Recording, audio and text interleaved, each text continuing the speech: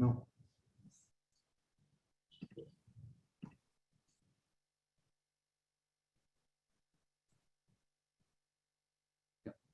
Excellent.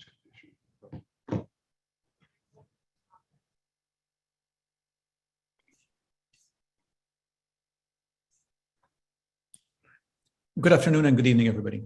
My name is Sandro Galea, and I have the privilege of serving as Dean of the Boston University School of Public Health. On behalf of our school, welcome. Before we begin, a word of thanks to everybody who helped make today happen. In particular, thank you to our co-host, the Boston University Questrom School of Business, and to Meredith Brown and Alicia Noel for coordinating our events. This event is one of our series of public health conversations, a regular series of events we host to engage with issues that matter most for health, to advance the ideas that shape a healthier world. At these events, we are joined by distinguished speakers who guide our thoughts about the forces that shape health, and by our audience who participate in our events through your comments. Thank you, everybody, for joining us. Today, we are tackling a topic that is not discussed as frequently as it should in public health, the importance of leadership. About 5 years ago at the school, we made the decision to surface the importance of leadership in our curriculum. And now, all our students are exposed to thinking about leadership through our core leadership management course. Perhaps never before the COVID-19 era has it been more clear how important leadership is for health, from the leadership of political officials and health authorities to leadership within institutions and communities. The choices made by leaders, the tone they set is core to shaping health. This raises the question, of course, what are the key elements of good leadership? To my mind, one guiding principle that should inform leadership always, but perhaps particularly in public health, is making choices guided by compassion, with an eye towards creating healthy organizations and a healthy world. We are fortunate to have with us today someone who has quite literally written the book on compassionate leadership, Donato Tramuto, a dear friend and a friend of the school. Donato, it's really a pleasure to have you. To lead today's discussion with Donato Tramuto is a School of Public Health alum and former Tramuto Scholar recipient, Dr. Maria Camila Bustos, a BOS-PH class of 2018, graduated with concentrations in healthcare management and pharmaceuticals. Maria was the first recipient of a Tramuto Foundation Scholarship for International Students in 2017. After graduation, Maria returned to Bogota, Colombia, where she has worked in the private sector, including stints at Amgen and Janssen, always with a public health lens. It's really a privilege to welcome Maria back to the school and Donato to the school. And now I will turn the event over to Dr. Bustos. Maria, over to you. Thank you, Dean Galea. Thank you so much for the introduction. For me, it's truly a pleasure to be here, and especially while in the distance, remaining an active member of the BOS-PH community, I couldn't be happier. And it's truly an honor to be invited to this conversation on a visionary lens for good leadership.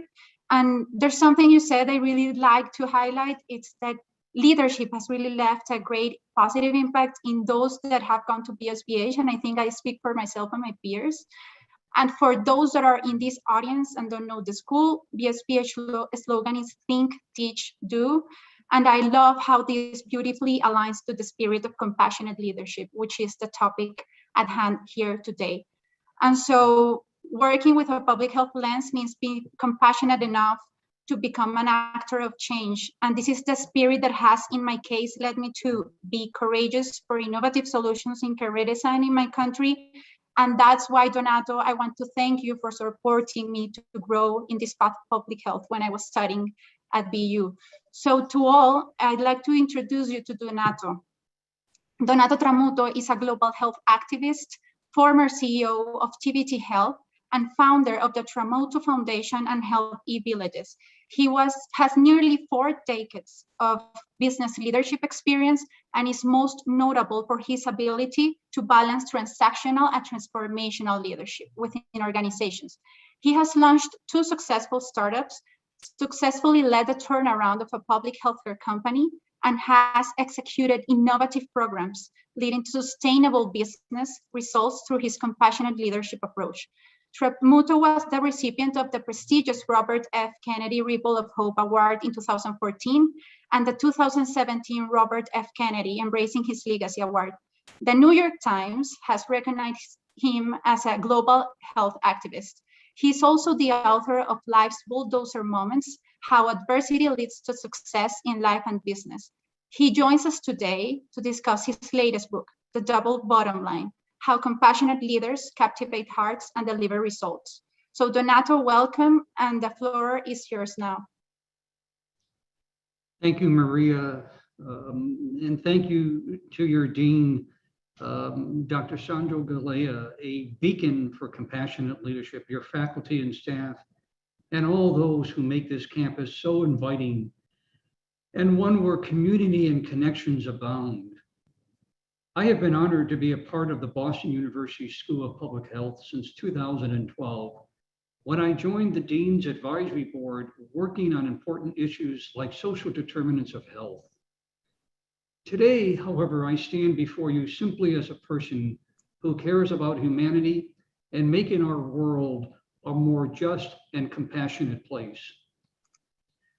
Our fellow New Englander, the poet Emily Dickinson, called loneliness a horror.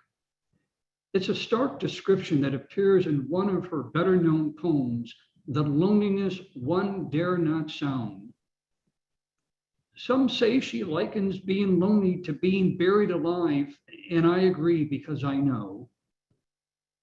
The poem is a brief, haunting piece, rich in humanity and humility. She reminds us that to feel the pain of loneliness is to be human. But to understand this kind of pain, you must feel it yourself and experience what other people have gone through. I think in many respects, this is age-old and universal wisdom. In modern times, it is sometimes credited to a popular and influential faith leader, the Dalai Lama. There is a story of a boy who learned these ancient life lessons at the age of 8. An ear infection robbed him of his hearing. Gone totally were the simple, happy sounds of childhood.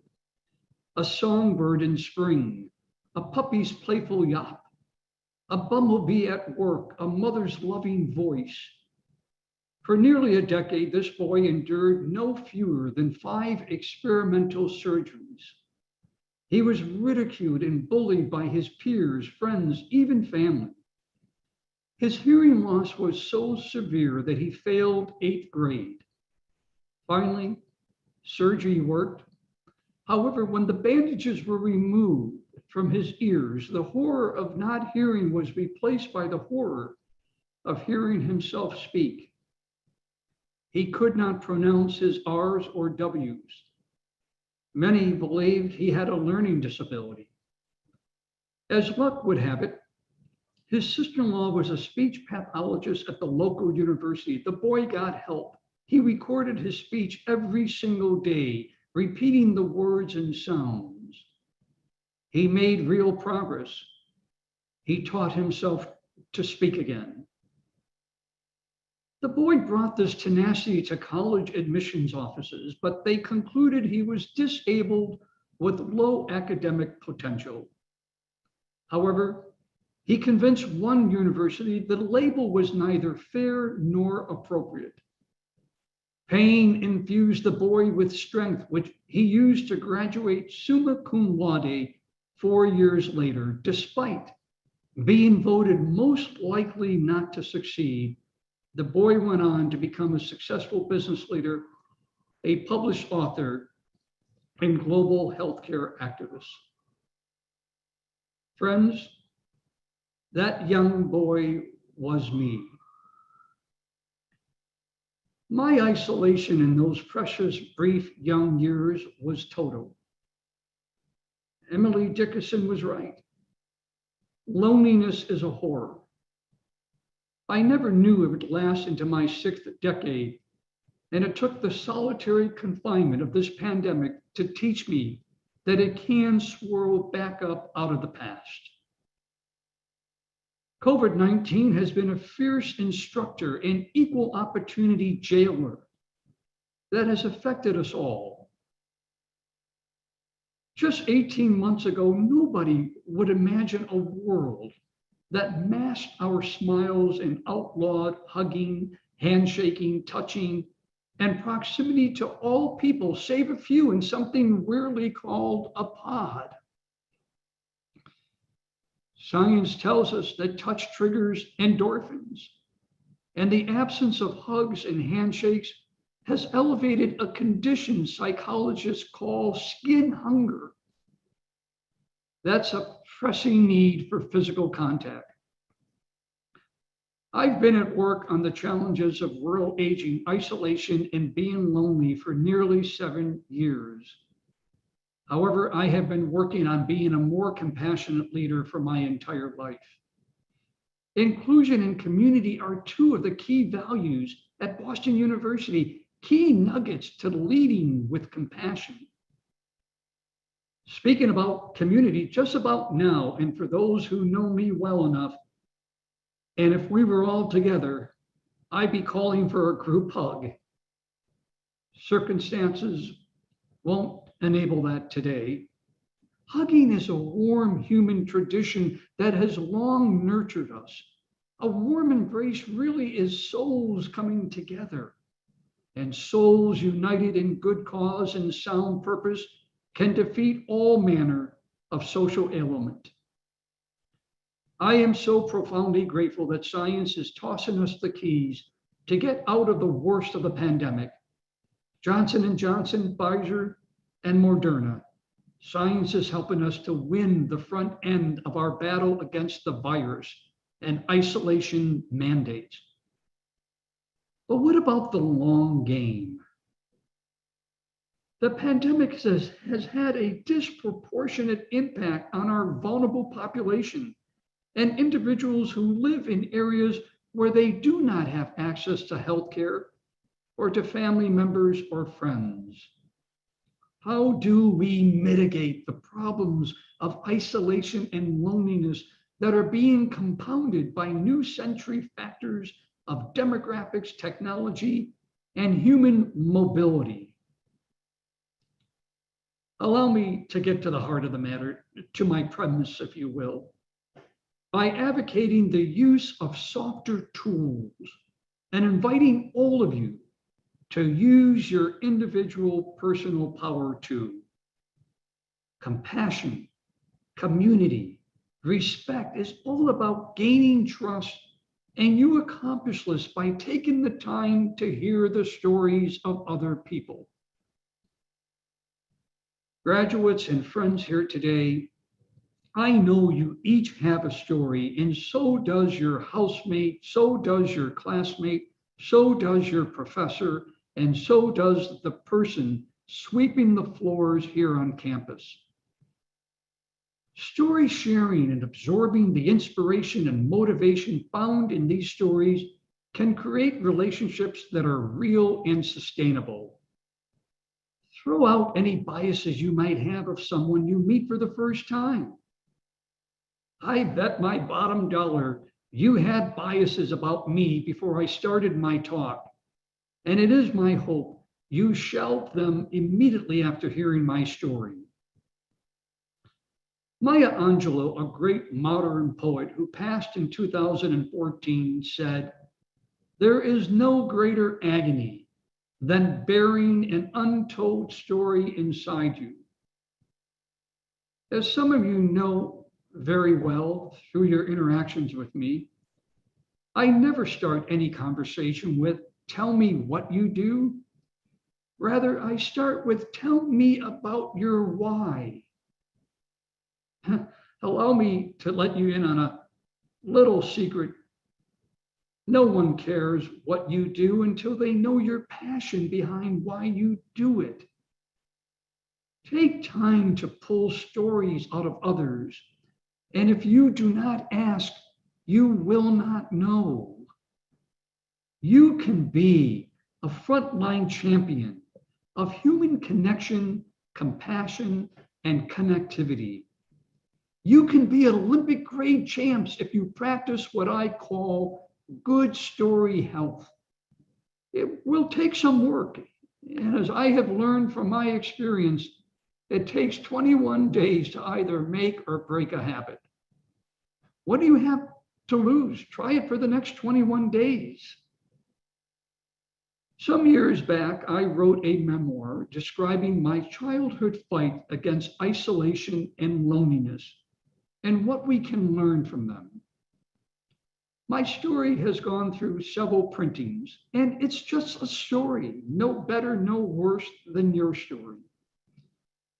My second book, due to be released next February, promotes the value of compassionate leadership in businesses and institutions, and is titled The Double Bottom Line: How Compassionate Leaders Captivate Hearts and Deliver Results. In big business, they sometimes call their public shares their currency.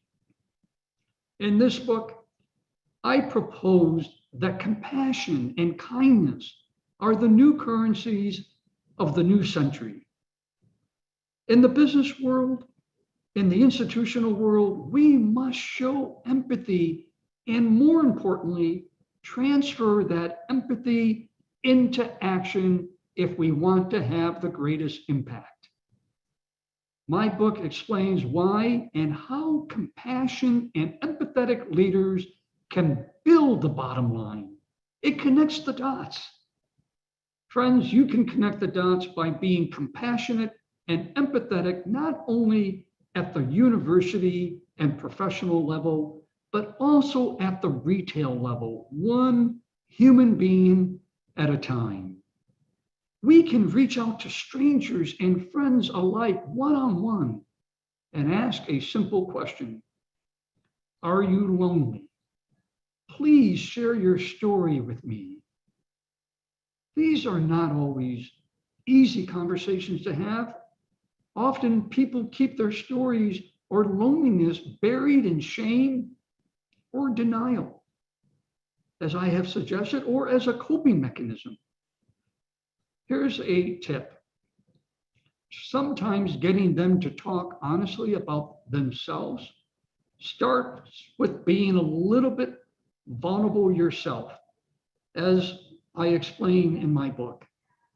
Open up, be vulnerable, love who you are. The only person never to leave you is yourself. Loneliness and lost sense of relevancy must come out of the closet, and you can be the ambassador for how we change the conversation in this new generation of educators. And in this effort to build connection, we have a quintessential opportunity to make it okay to say, I am lonely, and I want to share my story with you. If I have done my job this afternoon, all of you will go about your work and your studies today even more united in your understanding that human connection can drive the efficacy of the solutions you pursue. 2 years before the Irish playwright George Bernard Shaw died, he was asked by a reporter to name a person, a poet, a teacher, a friend whom he missed most. He paused for a moment and responded, "The person I miss most is the person I could have become."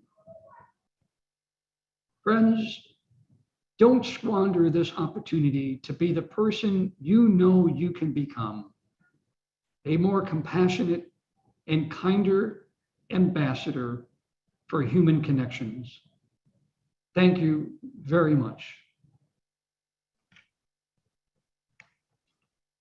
Thank you, Donato, for that very heartfelt story. It's really a gift that you're giving us. Thank you so much for sharing, because it is an invitation to increase our view of compassion and an invitation of becoming the best version of ourselves. I think that last message it's really astounding. So I'd like to jump into more details of the book so that you can take us through it in connecting the dots, just as you said, of how compassion can deliver on this promise and how the bottom line can actually be attainable in reality. And so you start, and you mentioned just a few minutes ago, how after a pandemic and the struggles that individuals and societies live at different levels, you make the case that improvement in leadership style is an urgent need that has accelerated because of the past years. And there is a need of a more human world, of a healthier world for all, which requires changing the previous oppressive or traditional style of leadership, mostly focused on results and not human beings. Could you tell us a little bit more, Donato, about why compassion, why compassionate leadership, and where did this all begin? Thank you very, very much, Maria. And, you know, I think that what we have had is what I call trust and compassion decay, is that we need now to take the time to listen to one another. And as a executive, as a CEO of many different companies for many years, and we try to address these myths in the book. For many, many years, people would say that, oh, Donato, compassionate leadership is weak leadership. And what we did in the survey of 40 leaders across the world, we tore apart the notion, is that true? And one leader after another shared stories about how they did start off in their earlier careers, believing that they had to be tough, believing that they could not be vulnerable. And what happened is that it's not just a case of the inability of reaching people in the company, is that you go home at night and you don't feel that great about yourself. You feel like you may have missed a connection. And I think what the pandemic really taught us was that it's okay to ask people, how are they doing? It's okay before you begin your Zoom call to not necessarily look at your agenda, but put the agenda to the side and ask individuals on that Zoom call, how are you doing? How are you feeling today? Tell me about what your life is. And for so many, many years, we as leaders have believed that that is crossing over into a territory that you should not cross over. And now we're realizing that that is such a very important variable in leadership. And why we titled the book The Double Bottom Line is that it doesn't mean that you take your eye off the ball in terms of delivering on the profitability that is expected in a company or whatever the milestone might be in an organization. That still is very important. However, you can do both. And survey after survey in the book and the data that we have uncovered really has solidified that employees are looking for that kind of leadership. And yet, I think that the survey also shows that leaders think they're more compassionate than they're being today, right?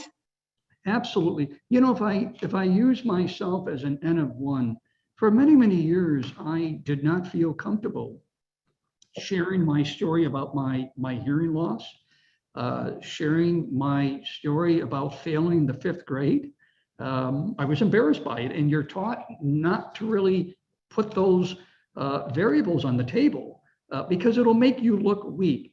I never talked about the love of my life, my partner of 30 years. I never announced that I am a gay man and how really wrong that was. And once I started to really share that with employees, they were able to see me as a human, someone who has suffered. And by the way, what we've learned in the book is that to understand compassion, you have to be willing to experience some of that suffering and to share it. And once you do that, you really do extract from others this enormity of collaboration and commitment. And you move the organization from being competitive, which by the way is what we found in our survey of the 1,500 people that we surveyed, is that they want more collaboration, yet they see the organization as very competitive. And compassion is one of those variables toward getting the organization to be more collaborative. Yes, and so through the story that you just mentioned about yourself in the corporate world and trying to keep like some vulnerability stories aside of the table, it's as if the traditional style of leadership fostered that lack of connection between human beings, that and compassion, it's like an invitation to us to be in peace with the fact that as humans, we long for connection. So would it be right to say that compassionate leadership is about meaningful connection? And about community, how would you define this? Absolutely. We talk about that in the book. It's not just the community that you form within the company, it's the community that you connect the company to on the outside world. And so taking a stand for issues that you know, whether it be the social unrest that is existing in the outside community, whether it be the climate, it's being willing to step forward and take a stand and be able to use your platform in a way that really triggers in the internal organization a sense that you're not all in this for the business objectives, that you really are doing your part to make the world a better place. And this is something that is somewhat foreign. By the way, one of the things that we found in our study, that the average CEO in the United States is 59 years old. And by the way, that is the same age of our elected politicians in Washington. But yet, slightly more than 50% of the workforce is less than 40 years old. And so there is a disconnect with the age of our leaders with the employee population. And so we have a significant gap in the two populations, age demographics, understanding each other. That alone, if we can begin to understand that the 23-year-old worker has as much of a say in a company as the 55-year-old C-suite executive, and being able to build that diversity in a way where we listen to the concerns that that 23-year-old employee might have about the environment, as opposed to saying, I am 55 years old, I have worked my way to the C-suite, and that 23-year-old, employee is going to have to pay their dues. That's the kind of compassionate disconnect that we are finding exists in the organization. And so age diversity has got to be now part of our diversity food chain. It's not just making sure we address the racial and the sexual sense of diversity. We've also got to address the age factor as well.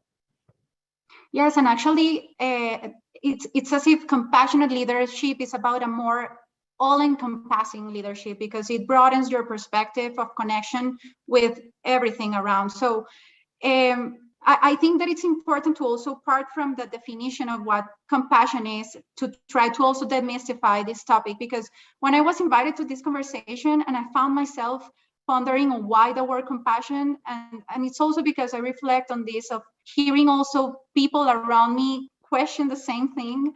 And I found the definition is becoming very clear in some areas like healthcare, but maybe not in other groups of people. And before I move into the details of what I found, I would like first to ask you, Donato, how would you define true compassion? How does it differ from empathy, for example? Well, that's very, very easy. And by the way, I'm not so sure I would have had this definition at my fingertips before I started the book project. And remember, we interviewed 40 plus leaders. Your dean was one of them. And so this is not a definition according to Donato. We spent hundreds of hours of interviews. And then we surveyed 1,500 plus people in the United States. So the book is full of data and factual evidence of what we found the definition of compassionate leadership is, or compassion. And so everyone thinks compassionate leadership is being kind. Mm-hmm. That's table stakes. Compassionate leadership is empathy plus action, which equals impact. If you want to have an impact, you can't just be kind or show empathy. You have to converge that empathy and kindness into real actions. Case in point, many times when I was CEO at Captivate Health, I would not take the C-suite elevator to my office. I always forced myself to get on the elevator where all of the other employees were. And I remember getting on the elevator one day and asking this young employee of the company, not just how are you doing, what I asked is, tell me about your morning. And all of a sudden he started crying. his family had been injured in Iraq and lost a number of his family members within days. I immediately brought him to my office. Now, I could have said, geez, that's bad. Have a nice day. That would have just been part of the compassionate leadership. We brought him to my office. We started a fundraising initiative to help his family. That was empathy in action, which had an impact. That employee became very, very committed to the mission, the vision. There was collaboration going on with other employees. It wasn't just my idea of having this fundraising.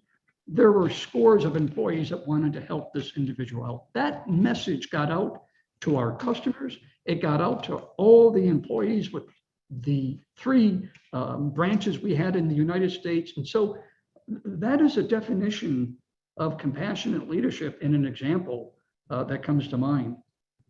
And that's a really good example, because in that example you mentioned, it could be way more like easier just to as you say, I'm sorry, have a good day, and let's talk another day. But and that's what I found, like sometimes equating compassion to the sense of pity. And so sometimes I've seen like the reaction of compassion, something you want to avoid, because it's actually acknowledging the suffering of someone else. But then maybe what is missing sometimes in our own dictionaries is that it is plus action. And I think we need to underscore that, right? Well, and if I may add, and I, in my keynote, I use loneliness as an example. I don't believe, and I may be wrong on this and be very helpful if those who are participating today can give me their comments.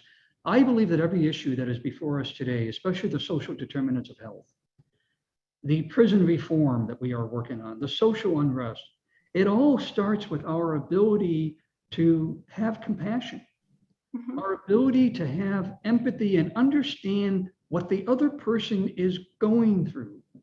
And we seem to have lacked that sense of tolerance to take the time to really understand. And loneliness, unless you've experienced it, unless you really get to understand what that other person is going through, you may not be driven to the action part. You may have the empathy part, but you may not have been driven to taking action and doing something. And that's what we are trying to really help leaders understand. Very interesting. Another story that I think is great that just happened during, my writing of this book, and it was shared with me by someone I was working with, is that an executive was trying to get a purchase order signed from one of his clients, and he got onto a Zoom call and he's having the conversation. The client is talking about he and his wife having had COVID. And the executive said, okay, I feel bad. When will the purchase order arrive? Oh my gosh. Well, he never got the order.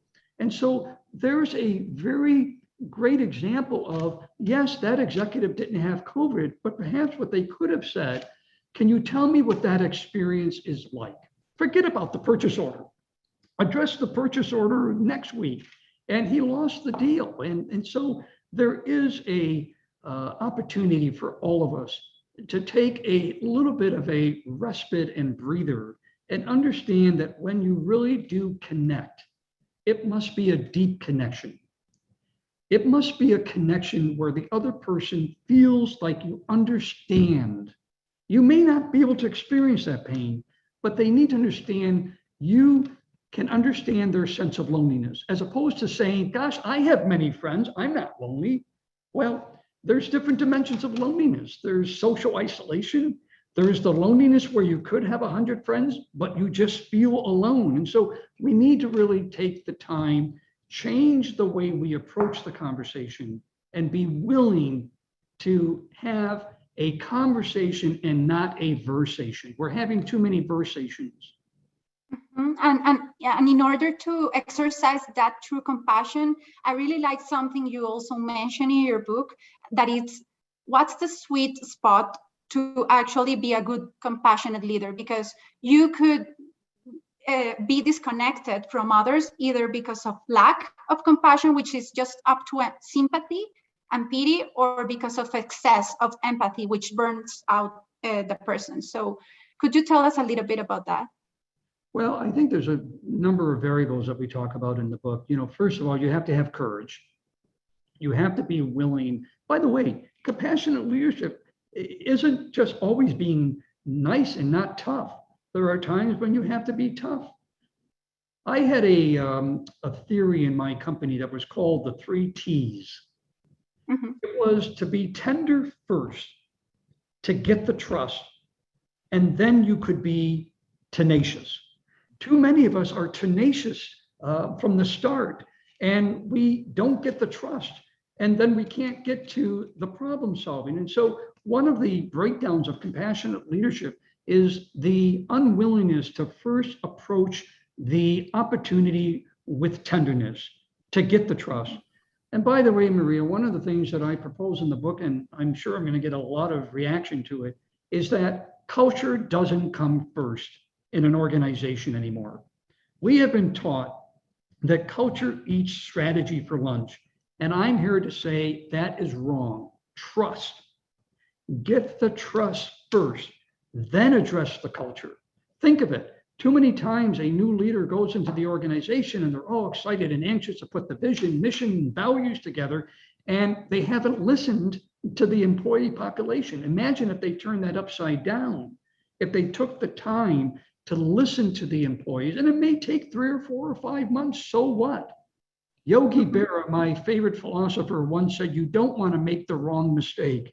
You're going to make mistakes in an organization, but it's up to you to avoid as many of the wrong mistakes and get it right from the beginning. And that's why I say trust and courage are the 2 most important ingredients to practicing compassionate leadership.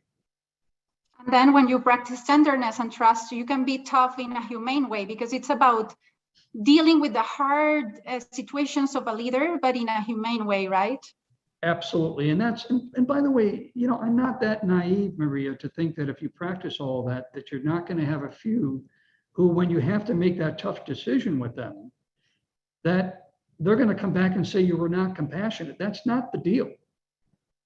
The deal of the person who's receiving that compassionate leadership is that they have to understand that you're willing to take the time to understand the challenges they might have at home with childcare, the challenges that they might have at home with a parent that is sick, and you gain that trust and that understanding, and then you have to come to some consensus of how you're going to work through it. If the other person says, well, I thought you were going to just give me 100% exemption from my performance, that's not, the other person's not living up to their part of the deal. And so it doesn't mean that you can't make the tough decision. What it means is you're doing it in a way that I believe will win more of the employee population over to understanding you really do care, not only about profitability, you care about the other side, and that is their hearts. Good. And I think so it is pretty clear, you know, that there are myths that being compassionate can be perceived as weak, that it can be, you know, top leadership. And now, like, we have proof and true examples of experience that it actually can be true. And I think that before we go into the audience's questions, I would also like to underscore a very important message from this book you wrote, but also from the concept of compassionate leadership, because something I found that was pretty distinct from other types of leadership is that it is very, very aware of the importance of also leading inside, of doing your authentic self journey. Because if you as a leader are well, then you can provide the best impact for those around you. Well, that is a great point, Maria. And one of the questions that stumped all of the 40 leaders that we interviewed, and it was very interesting. I did not send this question to them ahead of time. I thought about the question before I started my first interview. How do you show yourself compassion? For whatever reason, we have lived now in a society where we think it is not okay to take time for ourselves. And in order to really have the energy because it does require a lot of energy.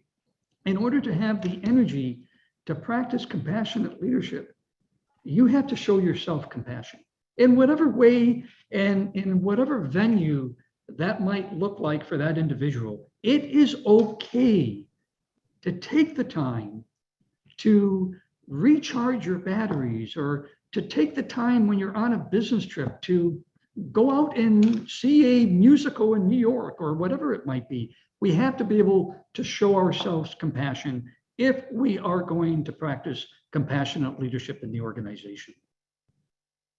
Truly, truly powerful, that message. And because other types of leadership and books around leadership always say you need to work in yourself, but this is like more coherent and cohesive with the same line of thought. You're compassionate outside and you need to be compassionate inside. And I think that is really powerful. And Donato? It's something that, quite honestly, I did not learn until the last few years of my executive CEO role. I would be in New York City, and for whatever reason, I thought I was there on business, and I would not go and, capture a wonderful musical in New York. I felt that I had to have a business dinner, and you can only sustain that type of schedule for, so long. The last thing I just want to mention is what's in it for the leader. Mm-hmm. By reading this book, what's in it for the leader is that I think that they're going to have an enormous sense of personal satisfaction, knowing that you can go home at the end of the day and self-reflect. And it's important as a compassionate leader that you self-reflect, but you can either self-reflect on, gosh, I wish I would have done that. I guess I could have handled this differently with my employee. And if you can practice this compassionate leadership and be able to express kindness and express compassion in the encounters that you have, you're going to feel better. And what we found is people felt better. They felt their well-being was much better. And so I think that there is an opportunity for the next generation of leaders to not feel the level of stress that perhaps the previous generation might have felt. Totally, and it shouldn't be stress, it should be passion, willing to go the extra mile for something you love to do. And so I think it's clear that we need a revolution in leadership that is compassionate to make successful, innovative, diverse, rapid learning organizations that are strongly purpose-driven to ignite lasting positive impact in the world. And the good thing is that we can learn and continue to exercise compassion also with ourselves. But before we jump into the question, one last message, I think, Donato, that will be interesting for all of us in the audience to hear, including myself. How does this book make part of a larger movement of compassionate leadership, and how can we get involved into that? Well, it's a very, very good question, and thank you for asking. I don't see this just as a book. In fact, every leader that we interviewed, no one, and even the one person that couldn't be interviewed, allowed us to extract data and incorporate it in the book. Every one of those leaders felt that they wanted to be part of this book, not because it was just a one-off book. They wanted to be involved with it because they see it as a movement. We are working on what will be a workbook to the book. We are working on an educational curriculum where once a year we'll have a compassionate leadership conference to be determined where it takes place. We are looking to have podcasts.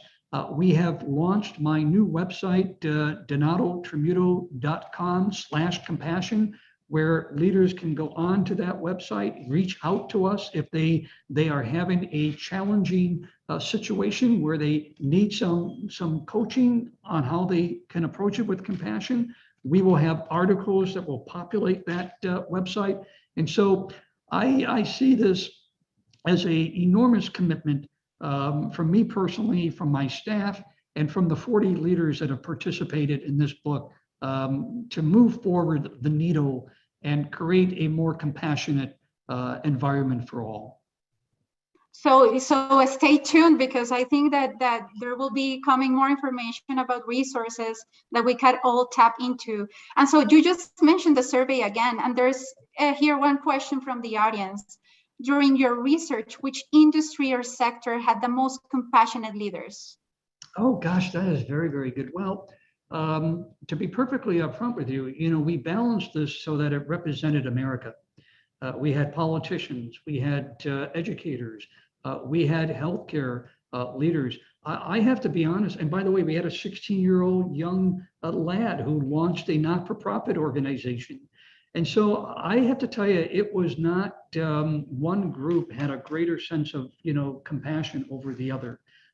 It was very interesting that the commonality, the common denominator is that they were not born with compassion, yet they had an event along the way, whether it was a personal event in their home, or they observed a event that happened with a friend or family member. That was the consistency of how they were able to grasp a deeper understanding of compassion. But I would be absolutely incorrect if I were to say that the group of healthcare leaders were clearly more,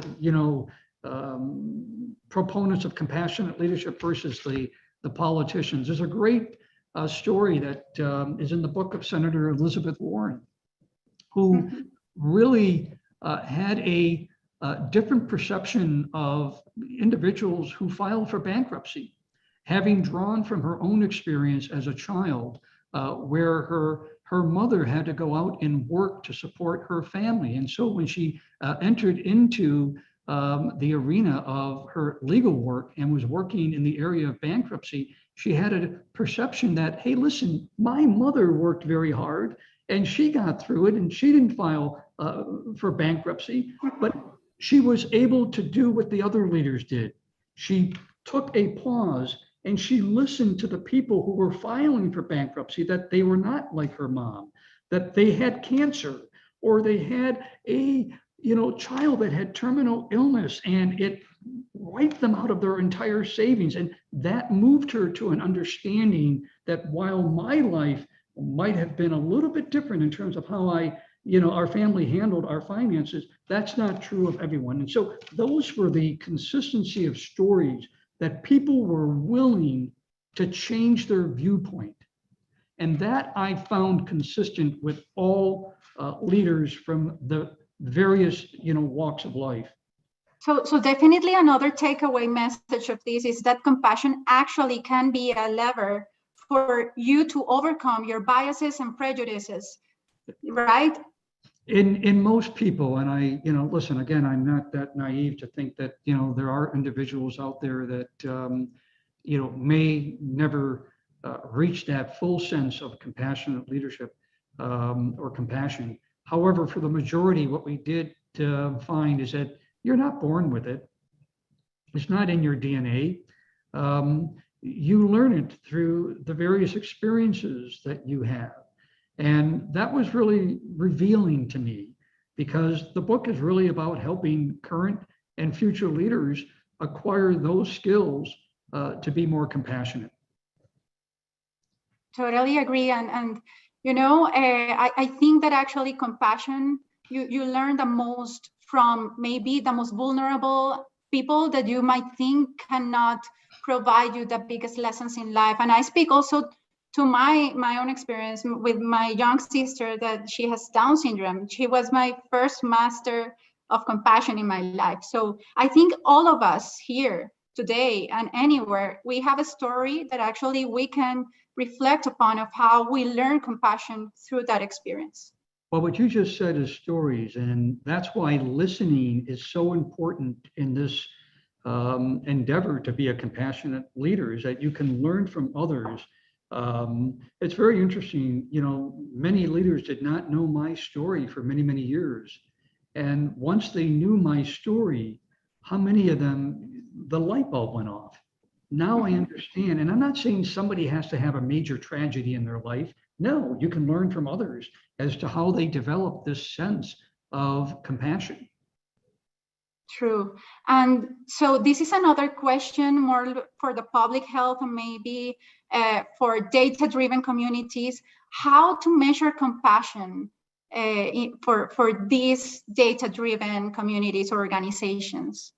I think you can measure it in several ways. I think if you look internally, remember what we found, which was really revealing in our survey, Most workers believe compassionate workplace leads to cooperation, which leads to greater productivity and profitability. Yet most workers believe that the workplace is more competitive than cooperative. And that came out of our study, and there's so much more data. But I think you can measure it by collaboration. You can measure it by the willingness to include all people. You can measure it by the opportunity to address not only internal challenges, but also the way you're addressing external challenges. And I do think that organizations, companies serve as a significant platform to how we can move forward the kind of issues. For example, what happened, a year and a half ago with the George Floyd, murder.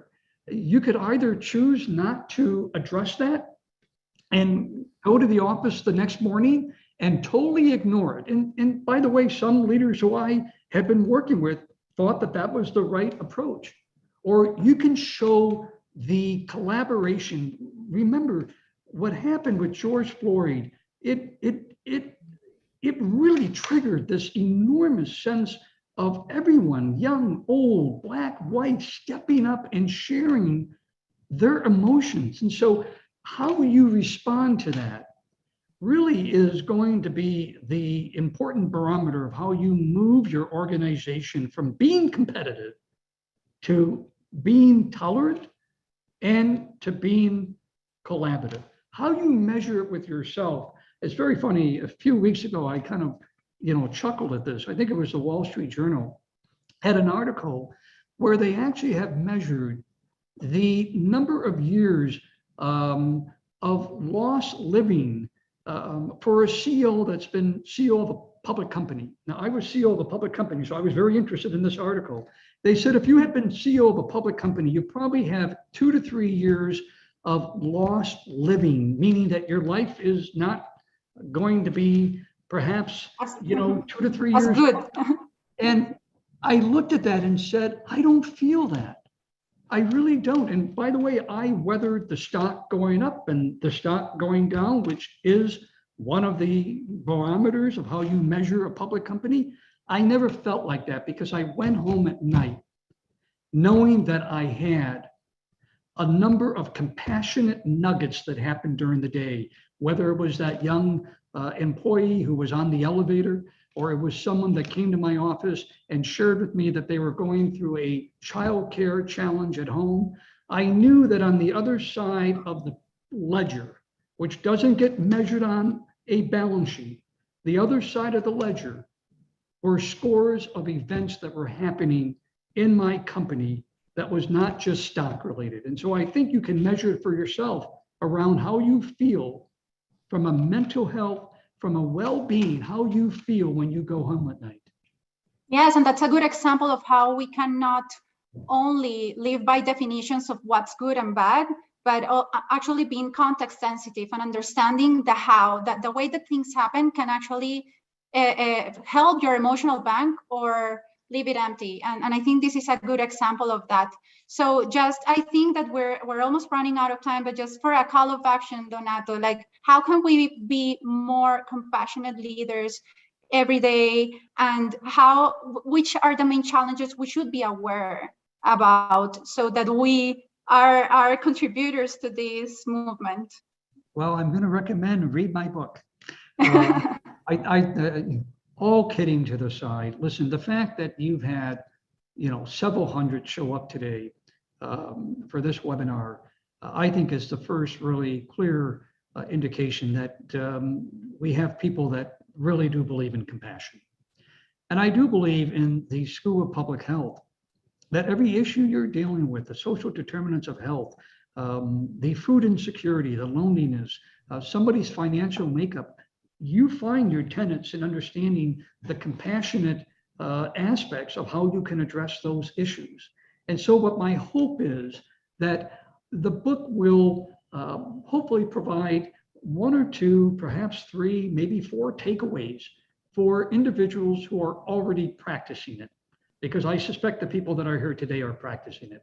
And for those who are struggling with it, I'm hoping that as they listen and read to the 40, leaders of Fortune 50 companies, of top universities, of top political, parties, that they will see that there's a consistency around the prescription that you can employ to practice the double bottom line and captivate hearts and deliver results at the same time. First, through example, right? Through example, always. Okay, so I think Sandro is here back. Dean Galea, would you like to have some closing remarks to this interesting discussion? Well, first of all, I want to thank Dr. Bustos Maria and Donato. I thought it was a fabulous discussion. We seldom have speakers from the private sector, and I actually think that it's important that we do. I think it's important we have speakers from all sectors: private sector, public sector, academics, practitioners, because I actually think ultimately, if our work is about creating a world that makes people healthier, it is important that we have all the sectors engaged who actually do that. And Donato, I think your reflections on compassionate leadership as a way of using the private sector as a force for good are powerful and provocative. I want to thank our audience. I actually thought the audience questions in the Q&A and the comments in chat were terrific. I actually really do think that these seminars are better for an engaged audience. And I want to thank both of you for the conversation you had. I think, Maria, you asked terrific questions, and it provoked Donato to give interesting and informative answers. I heard a lot that I shall be thinking about for many months to come. So I want to say thank you. Thank you to both of you. Thank you to our audience. Thank you to everybody who joins our public health conversations.